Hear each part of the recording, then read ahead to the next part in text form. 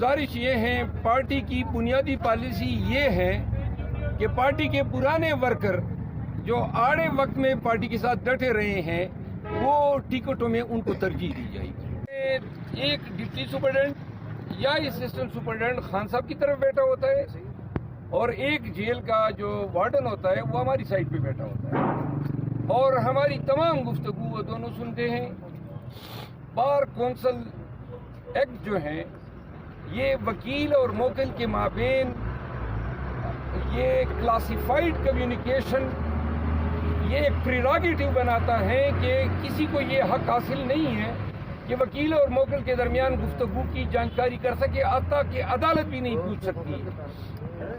तो इन अमूर के पेश नज़र खान साहब ने मुझे हिदायत की है कि हम इस मसले के हल के लिए हाई कोर्ट से रजू करें। तो हाई कोर्ट से हम कल रजू कर रहे हैं कि जेल हुकाम जो हैं वकला और खान साहब की मुलाकात जो है वो क्लासिफाइड होनी चाहिए।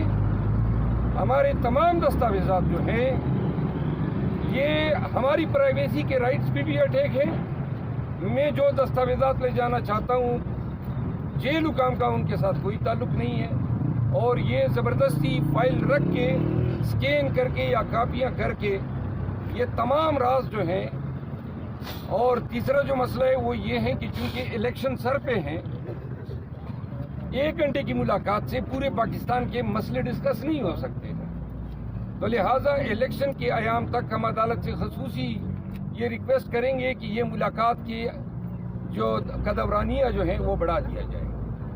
दूसरा इशू खान साहब के साथ जो डिस्कस हुआ वो मुल्क में पार्टी के टिकटों की तकसीम,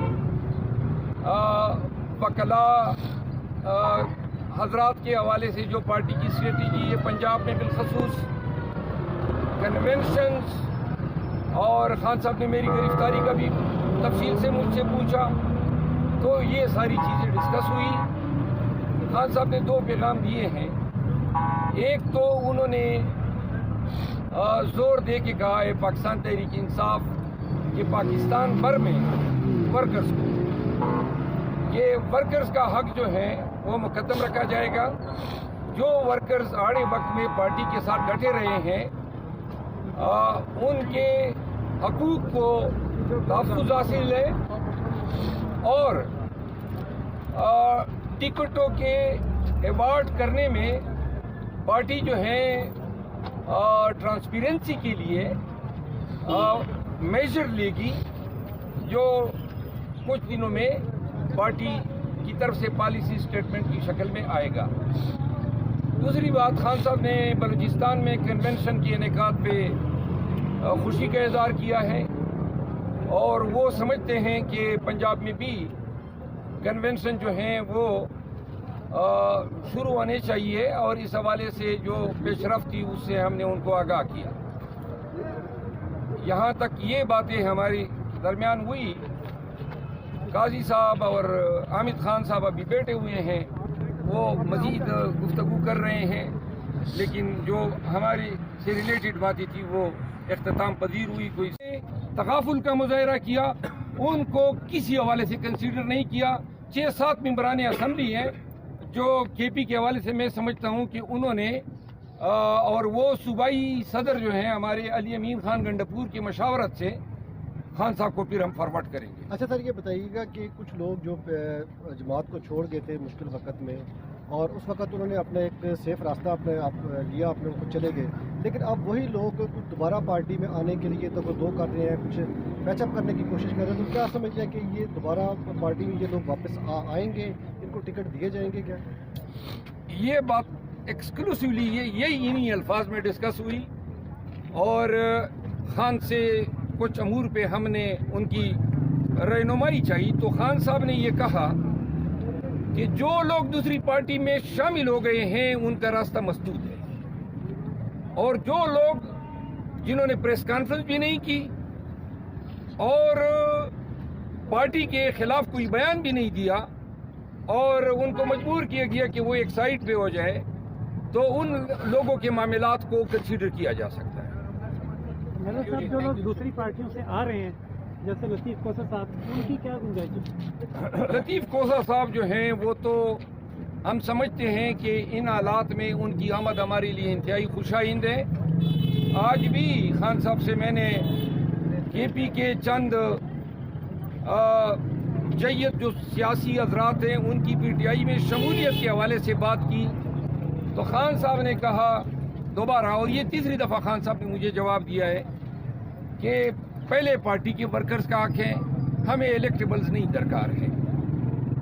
اچھا سر, یہ بتائیے گا کہ 2018 کے الیکشن کو اگر دیکھیں تو اس وقت جوک در جوک لوگ تحریک انصاف میں لوگ شامل ہوتے رہے اور ہوتے رہے ہیں جی, لیکن اب بھی کچھ لوگ پارٹیوں کو چھوڑ کے آ رہے ہیں کہ وہ 2018 والا جو حالات ہیں وہی بنتے نظر آ رہے ہیں پی ٹی آئی میں, کہ لوگ آ رہے ہیں ٹکٹ کے لیے اور اس طرح ان کو کنسیڈر بھی کیا جا رہا ہے. تو وہ کیا کوئی میکانزم ایسا آپ نے بنایا ہے کہ وہ لوگ آپ کی جماعت میں آئیں جو مشکل وقت میں جماعت کو چھوڑ کے نہ جائیں؟ جی, فصلی بٹیرے جسے ہم اکثر کرتے ہیں. گزارش یہ ہے, پارٹی کی بنیادی پالیسی یہ ہے کہ پارٹی کے پرانے ورکر جو آڑے وقت میں پارٹی کے ساتھ ڈٹے رہے ہیں وہ ٹکٹوں میں ان کو ترجیح دی جائے گی, اور جو نئے آ رہے ہیں اس امید پہ کہ پارٹی ٹکٹ دے گی وہ یہاں پہ ہمارے پاس ان کا چیپٹر کلوز ہے.